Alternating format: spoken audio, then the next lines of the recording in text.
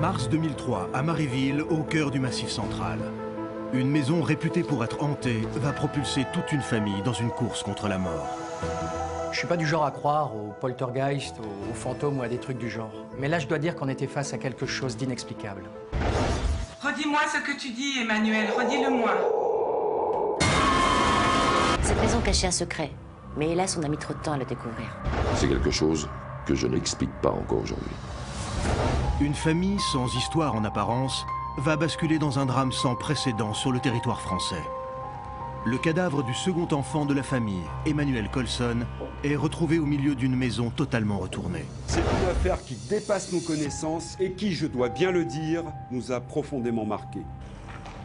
D'après les premiers éléments de l'enquête, le père de famille, Jean Colson, ainsi que sa femme et sa fille Anaïs, restent introuvables. La piste du drame familial est envisagée. Et cette terrible scène a été découverte très tôt dans la matinée par les voisins. C'est mon mari qui a vu que la grange s'était effondrée, que la maison n'était pas fermée. Alors du coup, je suis allée avec lui pour voir. Et là, on a vu à travers la fenêtre de la cuisine le corps d'Emmanuel. Et on a appelé, on a crié, mais les parents n'ont pas répondu. Que s'est-il passé le soir du 25 mars 2003 à Marieville? Un poltergeist est-il vraiment à l'origine de cet épouvantable drame? Dans cette affaire, on est passé, pour ainsi dire, de l'autre côté. Appelle-le. Appelle-le.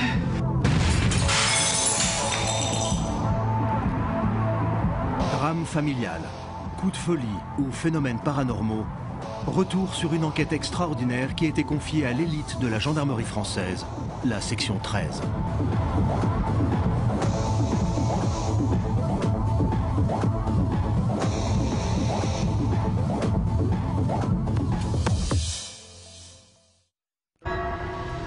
Le 25 mars 2003, à Marieville, dans le Massif central, une maison réputée pour être hantée par un poltergeist à la force surpuissante fait de nouveau parler d'elle. La maison, rachetée par la famille Colson il y a quelques années, est le triste théâtre d'un drame découvert tôt dans la matinée par les voisins. Lorsque les secours arrivent sur place, il est hélas trop tard. Emmanuel Colson, 12 ans, est retrouvé mort gisant au milieu de la cuisine. Quant au reste de la famille, ses parents Jean et Sylvie Colson, ainsi que sa grande sœur Anaïs, ils ont tous disparu. Face à ce mystère, les gendarmes de Marieville ont tout de suite envoyé un rapport au ministère de l'Intérieur, et c'est la section 13 qui a été mandatée dessus. C'est une scène apocalyptique que les gendarmes de Marieville ont découvert ce 25 mars.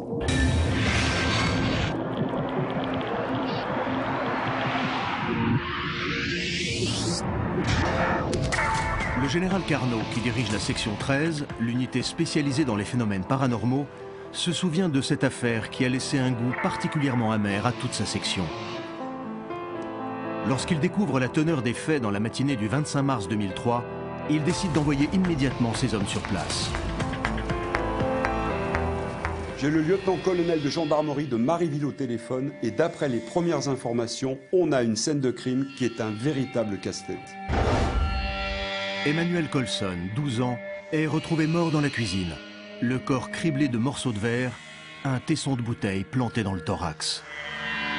La maison semble avoir été l'objet d'une puissante tornade qui aurait ravagé la cuisine, le salon et la grange située à 10 mètres derrière le garage. Les meubles sont renversés. Des débris de verre jonchent le sol sur la partie rez-de-chaussée qui est totalement retournée. Et sur les murs, des traces rouges ressemblant à du sang ont fait leur apparition à plusieurs endroits, donnant l'impression que la maison saigne.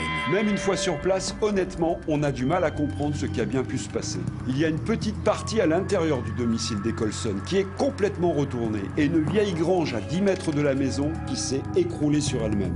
Lorsqu'on arrive sur les lieux d'un drame comme celui-là, on ne sait que penser.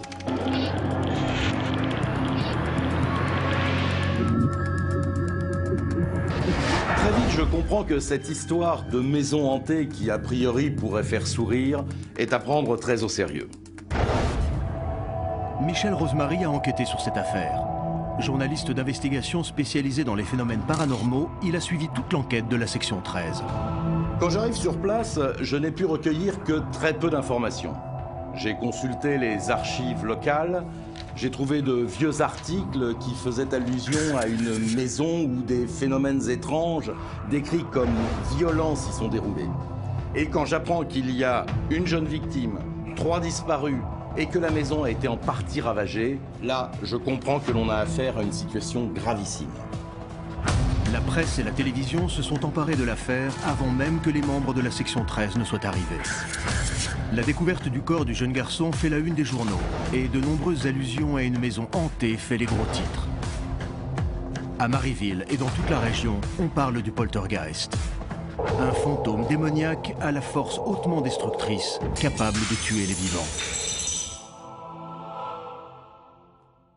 Quand je suis arrivé sur place, il y avait déjà une équipe de secours qui fouillait les décombres depuis plusieurs heures déjà.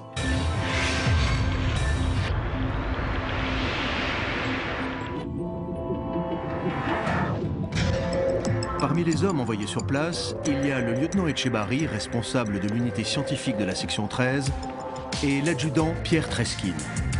Ils vont se retrouver dans cette affaire face à un phénomène des plus mystérieux qu'ils aient eu à résoudre. Il y avait cette grange qui s'était comme écroulée sur elle-même, avec des monticules de gravats les uns sur les autres.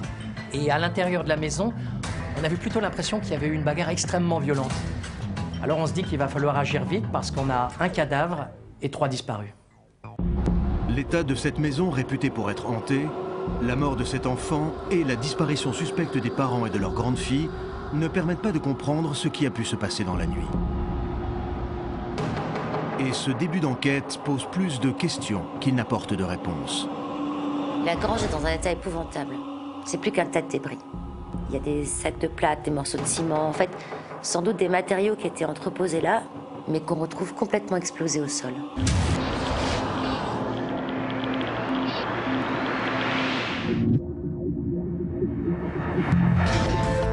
Le commandant Lournec, spécialiste en psychologie et parapsychologie au sein de la section 13, s'est rendu sur place en premier.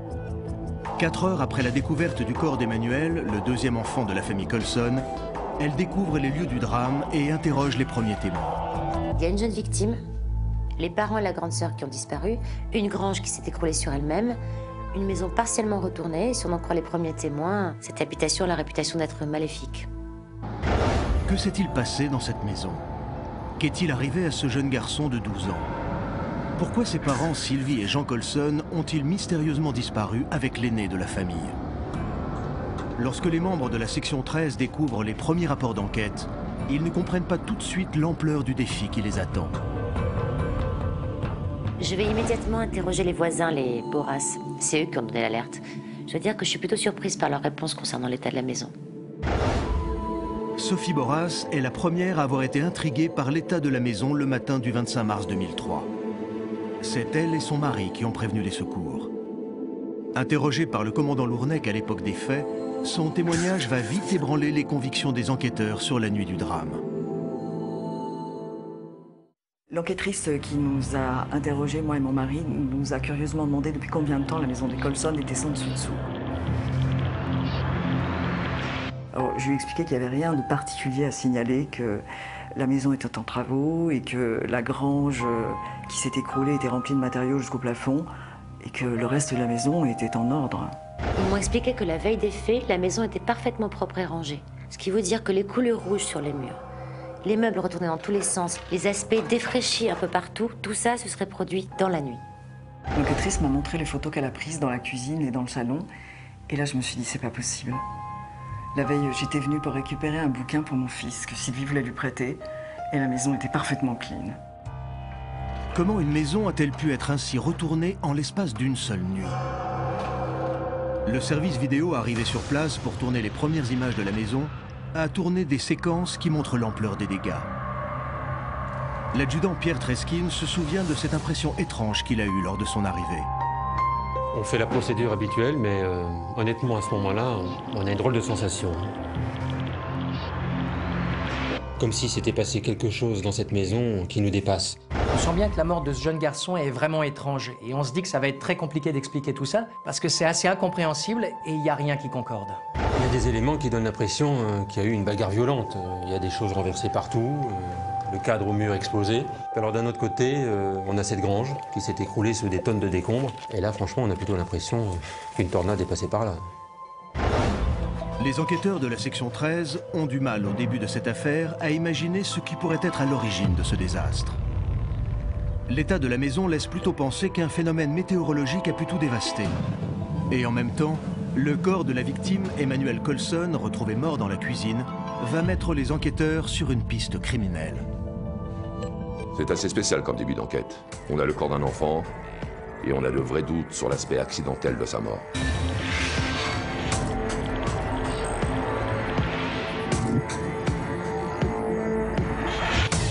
Le capitaine Brunel, responsable de l'unité d'investigation de la section 13, avec son adjoint, le maréchal des logis Delorme, sont arrivés l'après-midi sur la commune de Marieville.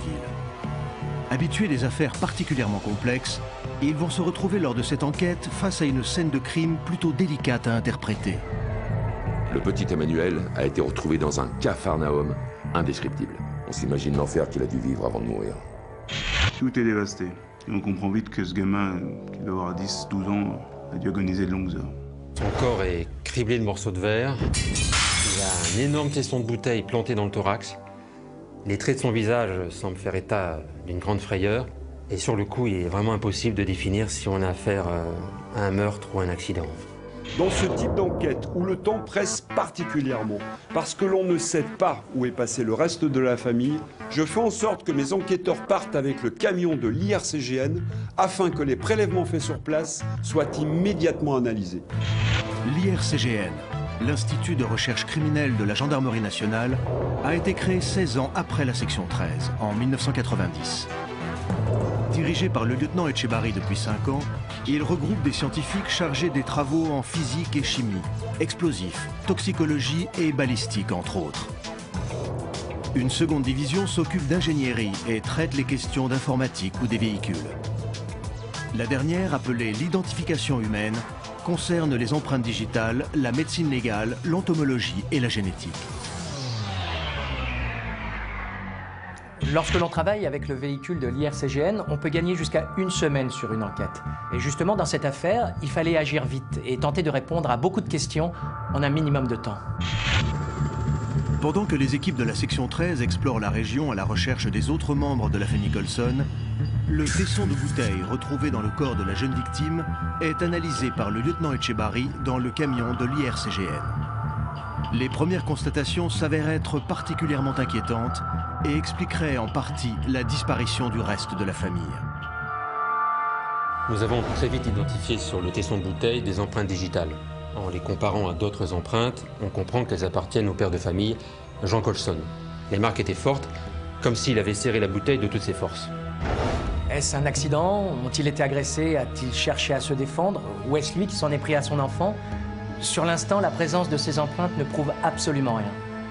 Mais bon, quand on tient une bouteille à l'envers, c'est soit parce qu'on veut la déboucher, soit que l'on veut s'en servir comme d'une arme. C'est la raison pour laquelle je demande à la cellule scientifique de tenter d'identifier d'autres traces, et notamment celles d'individus qui auraient pu rentrer dans la maison. On a cherché, indice d'effraction, traces de lutte, empreintes, mais il n'y a aucun marqueur de présence d'autres individus dans cette maison. Et d'instinct, on se dit que c'est le père qui est derrière tout ça. On a la voisine en plus qui nous dit avoir entendu la voiture démarrer au milieu de la nuit. Et on se dit que le père de famille a embarqué la mère et la fille.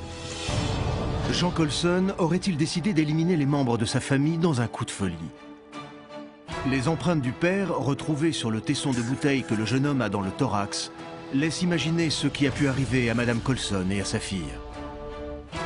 Pour les enquêteurs de la section 13, la piste du coup de folie meurtrier semble être la bonne. Mais quelles raisons ont pu faire basculer Jean Colson dans une pareille folie? Les enquêteurs s'intéressent alors à cet homme de 53 ans, bien connu dans la région. Bien que les différents témoignages familiaux et de voisinage décrivent une famille sans histoire, les enquêteurs fouillent dans la vie de cet homme afin de déceler un élément qui pourrait apporter un semblant d'explication et permettre enfin de privilégier un début de piste. Tout est détaillé. Leur fréquentation, leur famille, leur emploi, leur vie privée décortiquée, présence éventuelle d'une liaison ou d'un problème lié à leur travail. Enfin, tout ce qui pourrait éclairer la situation.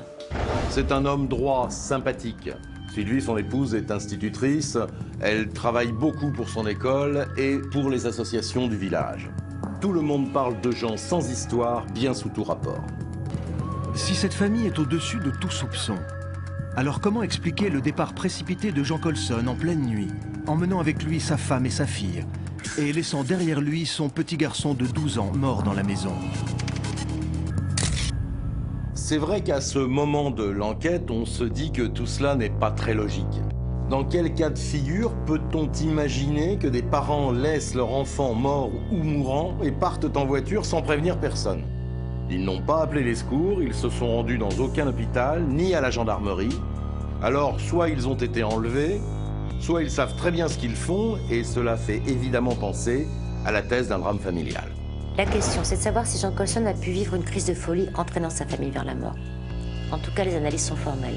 C'est lui qui tenait le tesson de bouteille qu'on a retrouvé dans le thorax de son enfant. Alors forcément, on est assez pessimiste concernant la suite des événements. Il est évident qu'il s'est passé des choses dans cette maison particulièrement violentes. Et quand on voit l'état des pièces, on a vraiment l'impression que quelqu'un a pété les plombs. Et dans une crise de folie, a tout détruit. Il y a l'état de la grange qu'on n'explique pas vraiment. Alors les équipes de secours qui fouillent les décombres pensent qu'un départ de feu a pu provoquer une implosion pour tout fait s'écrouler. Et vu que la grange était dans un sale état, elle a pu tomber facilement. Et puis les résultats de l'autopsie du jeune Emmanuel Colson arrivent. Le tesson de bouteille est enfoncé de 8 cm dans le thorax. Le cœur de l'enfant a bien sûr été touché. Mais apparemment, ce n'est pas la première cause de son décès. D'après les premiers résultats d'analyse de l'autopsie du jeune Emmanuel Colson, l'enfant serait décédé d'une crise cardiaque quelques secondes avant d'avoir le thorax perforé par le tesson de bouteille. Une crise cardiaque. Je ne sais pas si vous vous rendez compte. Mais pour que le cœur d'un enfant lâche, c'est qu'il a dû vivre quelque chose de terrifiant. Au cours de ma carrière, j'ai déjà été confronté à des cadavres d'enfants. Et je dois avouer que j'ai toujours beaucoup de mal dans ces moments-là. Mais une chose est sûre, je ne suis pas prêt d'oublier l'expression d'horreur figée sur son visage. Sa mort est particulièrement atroce. Il a dû être terrorisé. Mais par quoi, par qui? À ce stade de l'enquête, on n'en sait pas plus. Toutes les pistes sont envisagées. Cambriolage ayant mal tourné, enlèvement, drame familial, crime passionnel, fuite. Rien en l'état actuel de l'enquête ne permet de favoriser une piste par rapport à une autre.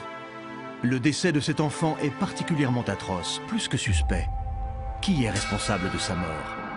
Que s'est-il passé exactement dans cette maison? Est-elle hantée par un poltergeist, comme certains habitants l'affirment?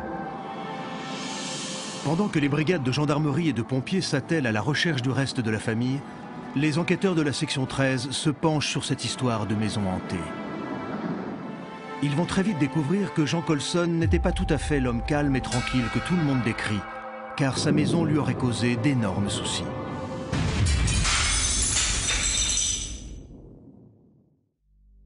Jean Colson était devenu agressif, violent, et sa voisine avait eu peur de lui à plusieurs reprises quelques jours avant les faits. Il ne dormait plus et c'est sa femme qui m'a raconté, il passait ses nuits à scruter sa propre maison au moindre bruit. Il passait des heures assis sur une chaise qu'il avait installée dans le vestibule, en état d'alerte, les yeux grands ouverts. En fait, ce qu'il voulait, c'était surprendre les phénomènes qui se produisaient. Il était devenu odieux, il en voulait à tout le monde. Enfin, c'était plus le Jean Colson qu'on connaissait. Au début de nos investigations, on a interrogé en particulier le maire de cette commune. Il nous a parlé de cette maison hantée, la maison des Colson. Paul Barthaud, maire de Marieville à l'époque des faits, est aujourd'hui à la retraite.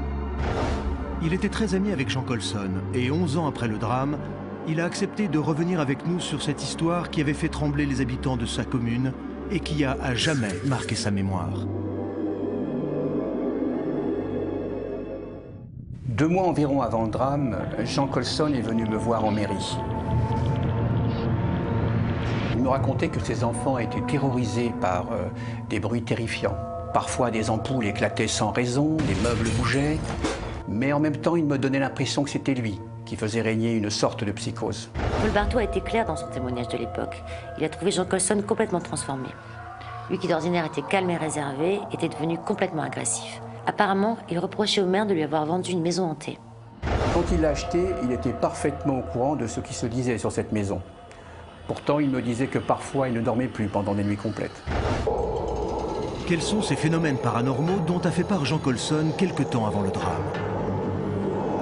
De quoi cet homme avait-il peur au point de passer ses nuits à surveiller sa maison?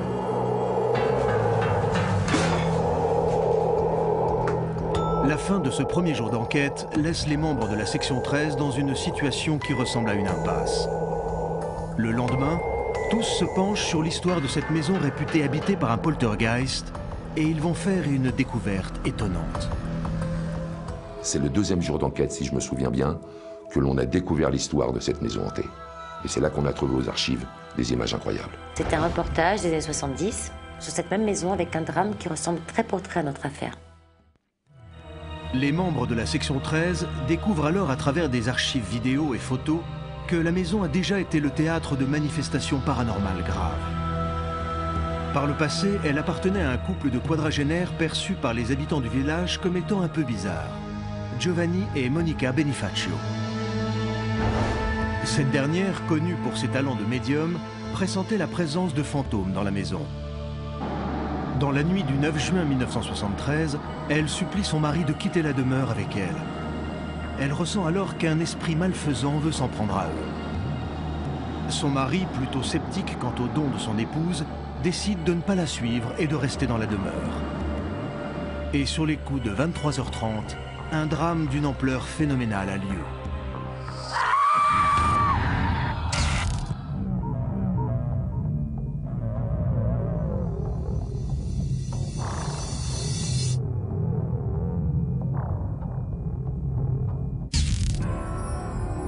Nous avons pu nous procurer en exclusivité ces images exceptionnelles filmées le lendemain du drame, le 10 juin 1973.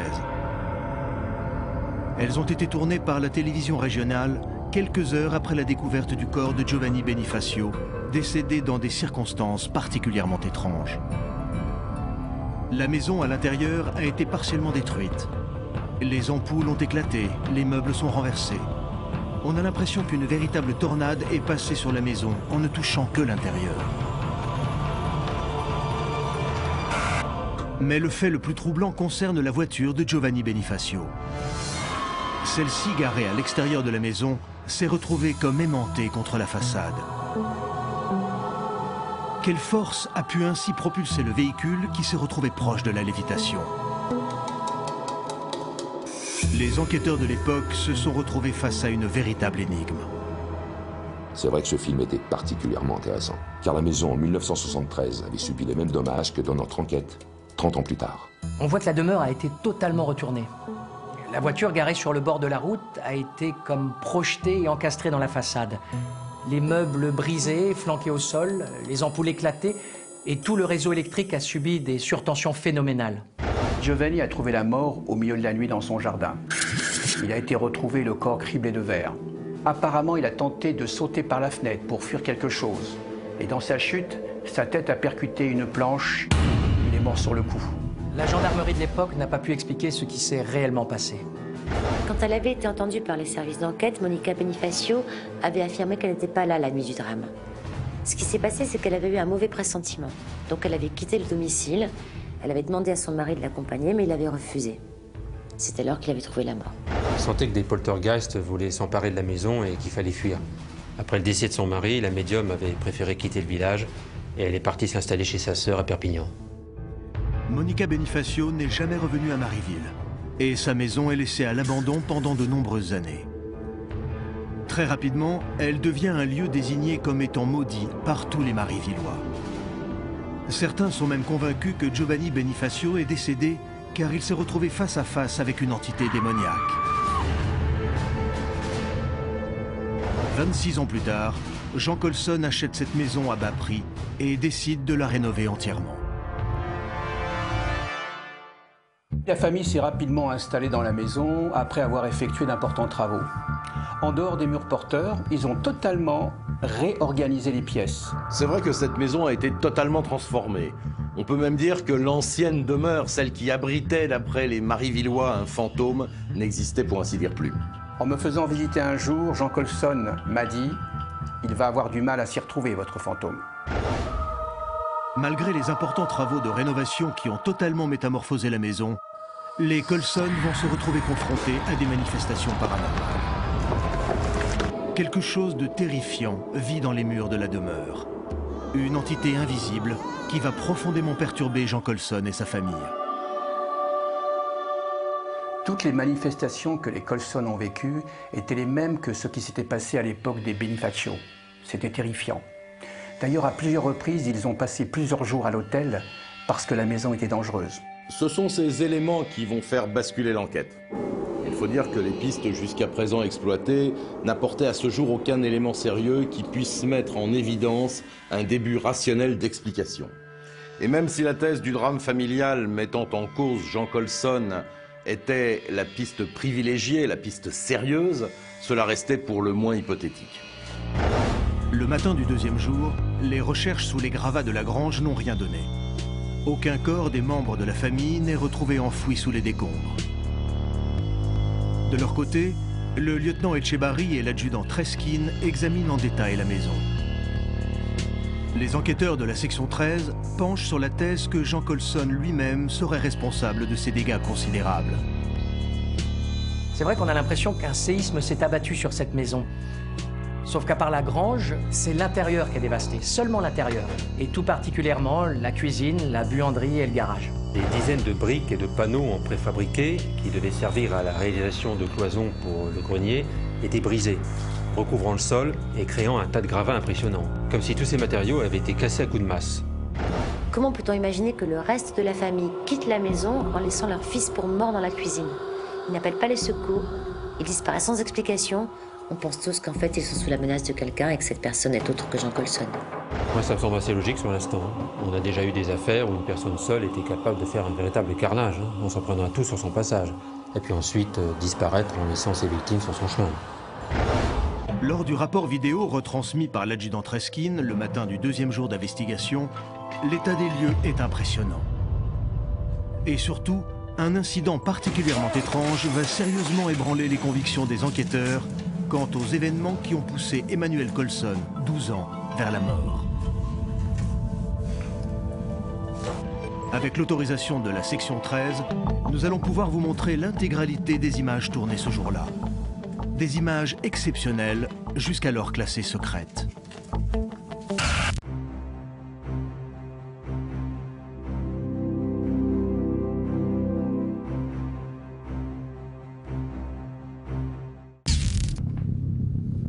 À 6h45 du matin, l'adjudant Treskin, accompagné du lieutenant Etchebarri, inspecte la cuisine ainsi que le couloir et l'escalier de la maison.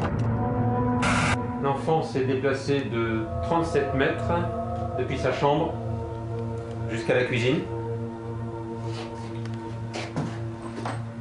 La première marque de blessure se situe en haut de l'escalier et provient visiblement d'une chute sur des morceaux de verre. On voulait comprendre le trajet qu'Emmanuel Colson avait effectué et surtout comment il avait pu se retrouver là, dans cette cuisine, à 1h du matin. Donc on relevait des traces pour en quelque sorte reconstituer son parcours. Quelques minutes plus tard, les membres de la section 13 s'apprêtent à terminer leurs investigations en s'attachant plus particulièrement aux traces de sang retrouvées sur les murs. Et sur le mur, du sang déjà coagulé. Du sang par projection, les prélèvements sont en analyse. Sur le coup, on pense que les traces de sang qu'il y a sur les murs montrent que quelqu'un a été frappé avec une violence indescriptible pour laisser de telles marques. Ces traces de sang appartiennent certainement à un autre membre de la famille. Pour moi, il y a fort à parier qu'il s'agit soit du sang de la fille, ou celui de la mère. À 8h45, l'adjudant Treskin et son équipe procèdent au dernier prélèvement dans la buanderie de la maison des Colson.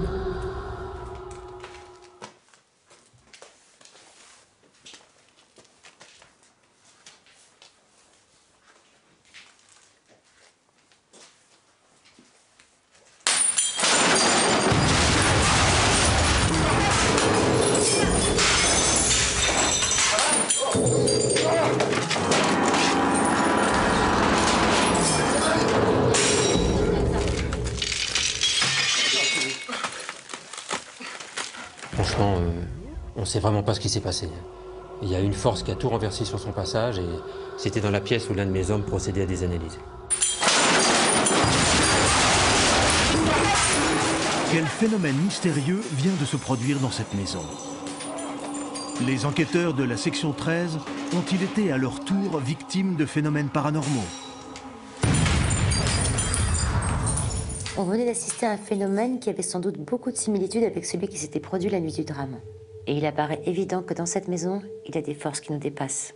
Et puis surtout, il y a cette espèce d'implosion dans la pièce, une sorte de déflagration qui dure moins d'1 seconde et qui est capable de projeter du verre à une vitesse incroyable. Le scientifique de la section 13 qui a été touché a reçu des éclats de verre tout autour de l'œil. Ses jours ne sont pas en danger. Et au moment de l'évacuer vers l'hôpital le plus proche, les enquêteurs découvrent avec stupéfaction que la maison se met à saigner.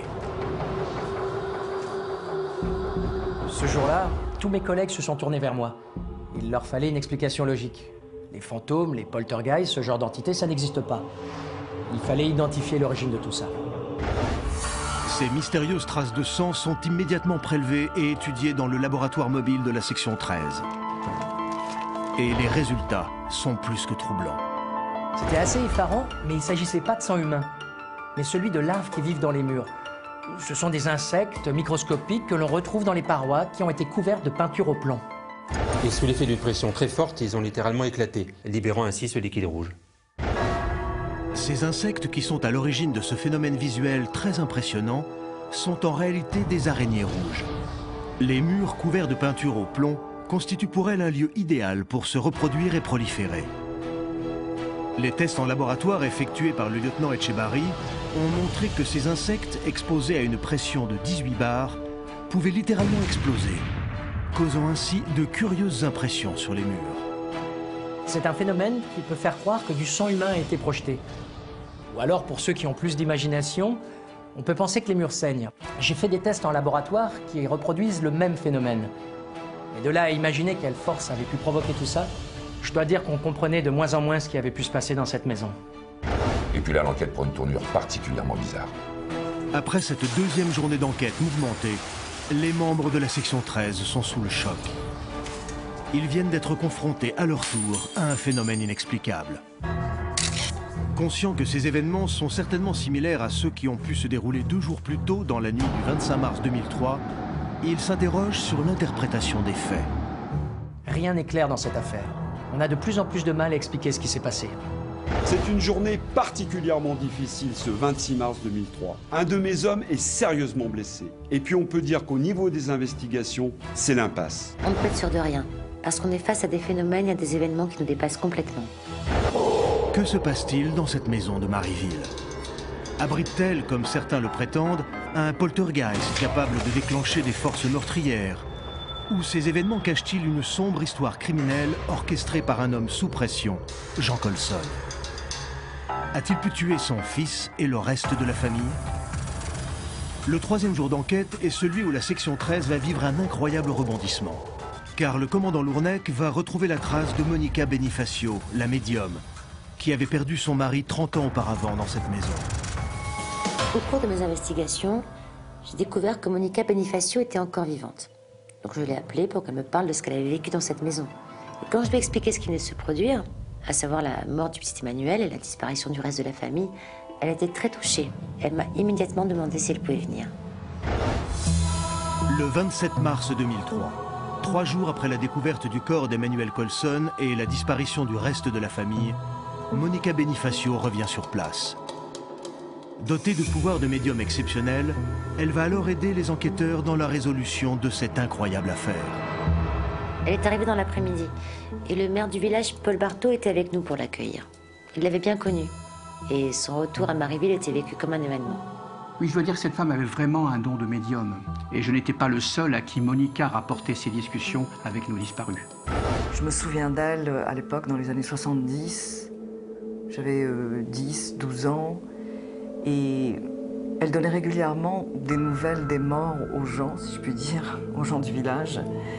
Et moi, quand j'ai perdu ma mère décédée d'un cancer, elle venait me voir, me rassurait, me disait qu'elle était tranquille là où elle était, et en me glissant des secrets que seuls ma mère et moi connaissions. Tous les habitants se souviennent parfaitement de Monica Benifacio.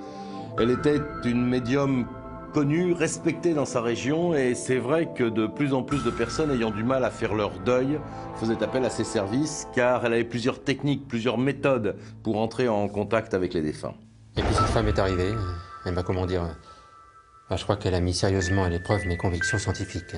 Et je ne sais pas l'expliquer aujourd'hui, mais ce qu'elle nous a fait vivre, à moi et mes collègues, est particulièrement troublant. Monica Benifacio n'avait pas remis les pieds dans la région depuis la mort de son mari, Giovanni Benifacio. Escortée par les membres de la section 13, cette médium hors norme va faire littéralement basculer l'enquête. J'étais alors avec un des caméramans de la télévision locale et je dois dire que l'arrivée de Madame Benifacio devant la maison était spectaculaire. Ses mots, sa gestuelle, c'était assez impressionnant. Nous sommes parvenus à nous procurer les images tournées le 27 mars 2003. Elles ont été filmées par le journaliste Simon Talbot, ainsi que par le service vidéo de la section 13. Elles montrent dans leur intégralité les événements qui vont pousser les enquêteurs vers une incroyable découverte.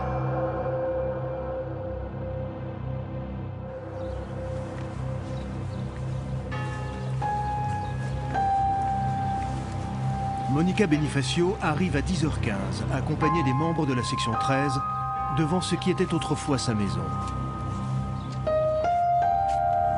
En l'espace de 30 ans, la maison s'est totalement métamorphosée. Un premier étage a été rajouté et seuls les murs porteurs de l'ancienne bâtisse ont été gardés. Malgré ces énormes transformations, les lieux sont, semble-t-il, restés très familiers à Monica Benifacio et la médium va se retrouver confrontée à son propre passé.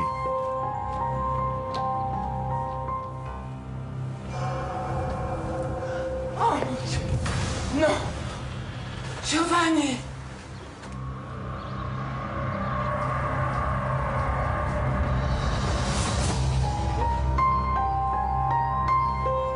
La médium est alors prise d'un étrange malaise. Elle est intriguée par la présence derrière la fenêtre du premier étage de la silhouette de son mari, décédé en 1973. Elle nous a montré la fenêtre du premier qui donnait sur la rue, et puis tout à coup, elle a commencé à parler de manière très étrange en s'adressant à son mari mort 30 ans plus tôt. Elle l'appelait comme si elle pensait qu'il était dans la maison.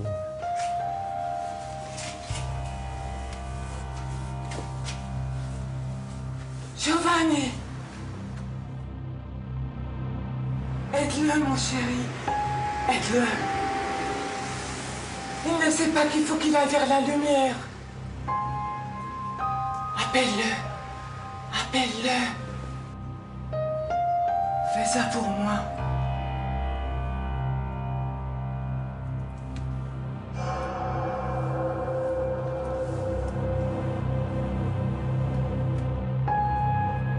On a un petit peu de mal à la suivre sur le coup. En fait, elle s'adresse à son mari qui est mort en 73 et lui demande s'il peut aider Jean Colson à le rejoindre.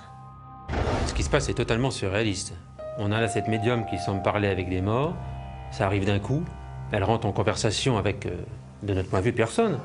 On n'entend rien, on voit rien, et ça c'est plutôt déconcertant. On se demande en clair si elle n'est pas en train de délirer. Elle se décide de rentrer à l'intérieur, et là ça devient vraiment particulier. Cette visite dans ce lieu qui autrefois a été sa propre maison semble être particulièrement difficile à vivre pour Monica Benifacio. 10 ans après ces faits, cette médium au pouvoir extraordinaire a accepté de nous rencontrer pour revenir avec nous sur cette inoubliable journée. Elle se souvient encore de cette mystérieuse présence et de cette conversation si particulière qui va mener tout droit les enquêteurs de la section 13 sur les traces d'une incroyable vérité.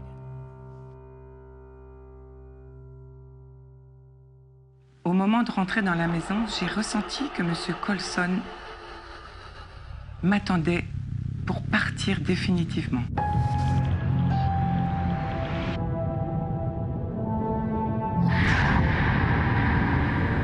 Il m'attendait car il avait un gros problème avec son fils, le petit Emmanuel. Monica Benifacio va alors affirmer aux enquêteurs que Jean Colson, cet homme que tout le monde croyait parti en voiture avec sa femme et sa fille, est décédé depuis à peine 1 heure. Il était là il y a 1 heure. Mais maintenant, son âme est partie. Honnêtement, sur le coup, je pense qu'on est en train de perdre notre temps. J'ai vraiment l'impression que cette personne est en train de divaguer. Et puis tout d'un coup, son récit se fait plus percutant. Surtout lorsqu'elle est entrée en conversation avec Emmanuel Colson. ce garçon de 12 ans qui a perdu la vie 2 jours plus tôt dans la cuisine. Elle le voit dans les escaliers qui montent dans sa chambre. Le petit lui parle et elle nous retranscrit tout ce qu'il lui dit.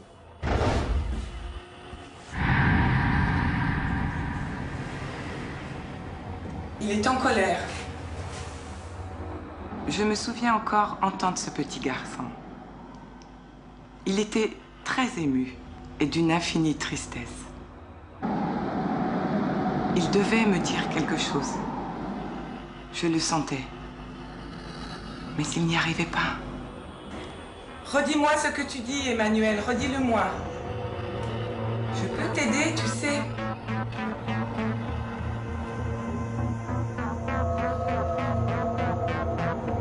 Monica Benifacio semble s'adresser au petit Emmanuel Colson, 12 ans, qui, selon elle, se tient dans l'encadrement de la porte.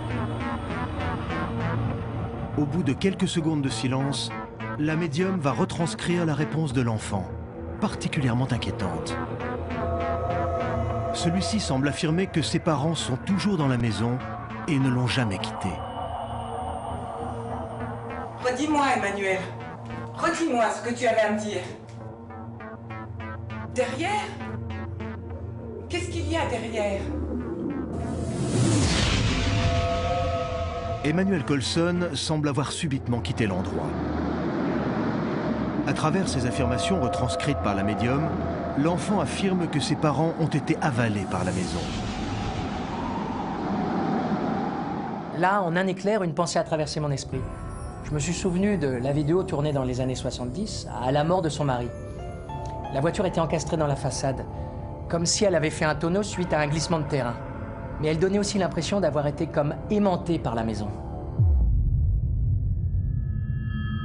Etchebarri nous a expliqué que si le reste de la famille était encore là, c'est qu'ils étaient peut-être sous nos pieds. Mais les décombres avaient déjà été fouillés et il n'y avait que des tonnes de gravats. Par contre, si la médium avait raison, les Colson avaient été avalés non pas par leur maison, mais par la grange. C'est vrai que la grange était totalement détruite et nous n'avions aucune explication plausible à ce sujet. Il fallait vérifier ce que cachait ce tas de gravats. En 2 jours, les pompiers présents avaient déjà beaucoup déblayé de décombres à la recherche de corps, mais ils n'avaient rien trouvé. Le lieutenant Etchebarri a alors avancé cette théorie assez incroyable, consistant à penser que les Colson avaient peut-être été victimes du magnétisme de leur maison. Nous avons, avec la participation de la mairie, procédé à l'examen du sous-sol de la maison et très vite, nos recherches ont payé. Le 27 mars 2003, à 17h45, 2 autres équipes de pompiers se rendent sur place afin de prêter main forte aux équipes de la section 13. Sous les ordres du lieutenant Etchebarri, ils vont procéder à une fouille des gravats en creusant très profondément sous la grange de la famille Colson. On a fait venir un engin capable de déblayer des quantités plus importantes de gravats. Là, on allait pouvoir aller plus vite. On ne savait pas à quoi s'attendre, mais au bout d'une demi-heure, la théorie d'Etchebarri s'est révélée être exacte. Très rapidement, le lieutenant Etchebarri et l'adjudant Pierre Treskin se rendent compte qu'un important champ magnétique a pu être à l'origine du drame du 25 mars 2003. Progressivement, ils établissent un scénario pouvant expliquer l'effondrement de la grange de la famille Colson. En creusant, on s'est rendu compte que le sol de la grange s'était comme effondré sur lui-même. Il était particulièrement tendre à cet endroit et l'argile qui le composait à 90% aurait très bien pu, à la manière des sables mouvants, ensevelir la voiture des Colson en une fraction de seconde. Ensuite, les murs se sont écroulés, suivis de la toiture, créant un enchevêtrement de matériaux qui ont fait couvercle en quelque sorte. Et le conducteur du petit tractopelle qui bossait dessus depuis 2 jours ne pouvait pas se rendre compte de la quantité de matériaux sur laquelle il évoluait. Et surtout, ce terrain particulièrement meuble, qui partait de dessous la maison jusque sous la grange, produisait des forces électromagnétiques hors normes. Tout a alors été étudié, décortiqué, les rayonnements telluriques, les veines d'eau souterraines et les hauts courants magnétiques. Lorsque nous avons fait venir sur place des appareils de mesure spécifiques permettant d'étudier la nature du sol, là, on a compris que le mystère de cette demeure était placé en dessous, très profondément. Les mesures effectuées par les équipes du lieutenant Etchebarri sur le sol de la demeure semblent montrer l'existence d'une importante faille tellurique. Une faille générant un puissant champ électromagnétique et modifiant complètement les résistances électriques à l'intérieur de la maison. L'habitation réputée hantée de Marieville a été construite sur une faille indétectable placée sous la maison, laissant passer par moments des forces telluriques libérant des champs magnétiques capables de tout dévaster.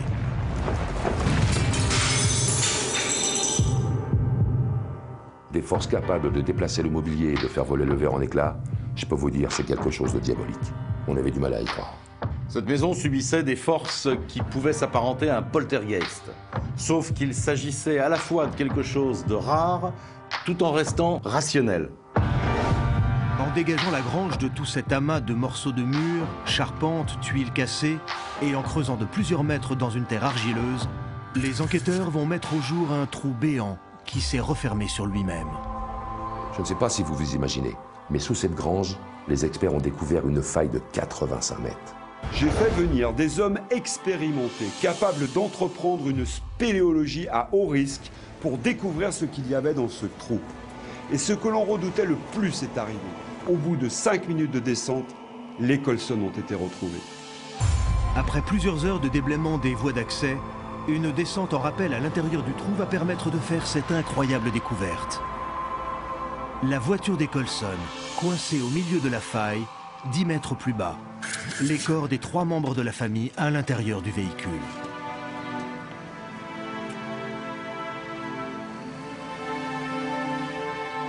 L'engin de chantier a mis en évidence une faille sous la grange et la voiture des Colson est tombée. Elle est tombée dans ce trou béant qui s'est évidemment rebouché au-dessus de leur tête suite à l'écroulement de la grange et des nombreux matériaux qui s'y trouvaient. Les gars du chantier venus en renfort ont eu un mal de chien à extraire le véhicule. C'est une voiture break qui pesait plus d'1 tonne avec ses occupants à l'intérieur. Le 28 mars 2003, au bout de 5 heures de manœuvres périlleuses avec un camion grue, la voiture des Colson est extraite du trou béant qui se trouve sous la grange. Les corps des 3 victimes sont alors désincarcérés du véhicule et le bilan est dramatique.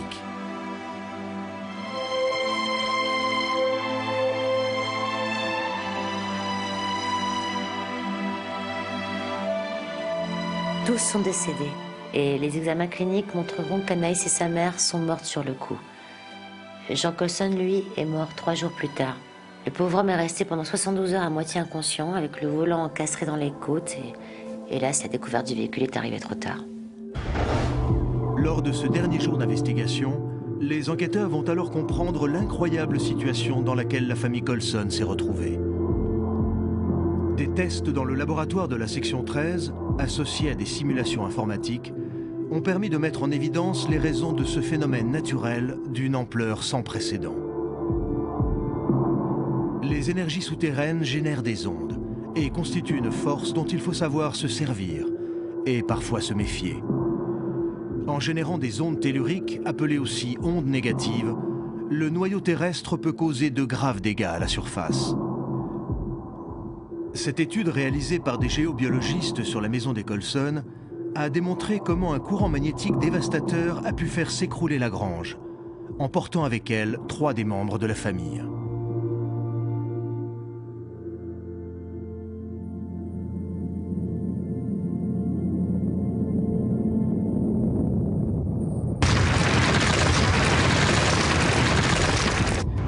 Après avoir fait une chute de 15 mètres, le véhicule se retrouve enseveli sous des tonnes de gravats. Sylvie Colson et sa fille décèdent sous le choc. Quant à Jean Colson, il attendra 3 jours avant de trouver la mort. Et c'est là qu'on a pu faire un scénario plausible des événements qui ont conduit cette famille tout entière vers la mort. Les enquêteurs de la section 13 vont alors comprendre que dans la nuit du 25 mars 2003, les choses ne se sont pas du tout passées comme ils l'avaient imaginé au début de leurs investigations 3 jours plus tôt. La maison s'est mise, semble-t-il, au beau milieu de la nuit, à subir un champ magnétique dévastateur. Toute la famille est réveillée en sursaut. Ils s'habillent et quand ils voient la dangerosité du phénomène et son ampleur, ils décident de partir. Monsieur Colson se précipite à la grange et démarre la voiture. Le disjoncteur de la maison a sauté, ils se sont tous retrouvés dans l'obscurité et la mère et la fille parviennent à se glisser dans la voiture. Mais Emmanuel ne vient pas. Son père retourne le chercher à l'intérieur de la maison et il trouve son enfant au milieu de la cuisine.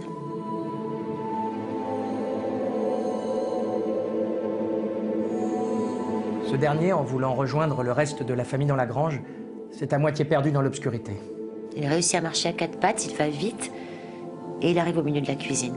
Et en courant pieds nus, il a fait 7 chutes sur ce tesson de bouteille qu'il n'avait pas vu dans l'obscurité.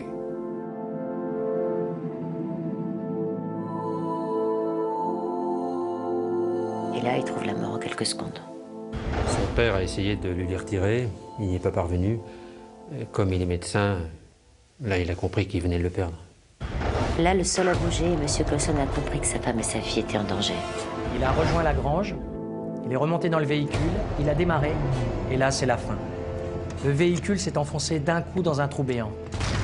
Et la grange s'est effondrée à son tour sur le véhicule, recouvrant ainsi le trou de ses gravats. Les 2 passagères qui n'ont pas eu le temps de s'attacher sont mortes sur le coup. Et Jean Colson, 72 heures plus tard. Ce soir-là, ils voulaient fuir leur demeure qui semblait être habitée par un poltergeist dévastateur. Et ils se sont retrouvés pris au piège de cette faille tellurique sur laquelle leur maison était construite. Je peux vous dire que c'est une affaire qui restera gravée dans mes mémoires et qui a vraiment ébranlé mes convictions.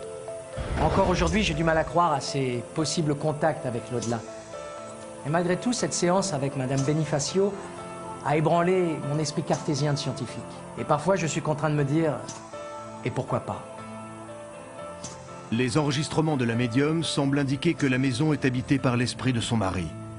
Et certains pensent encore aujourd'hui que ce sont ces esprits qui sont à l'origine de la disparition des Colson.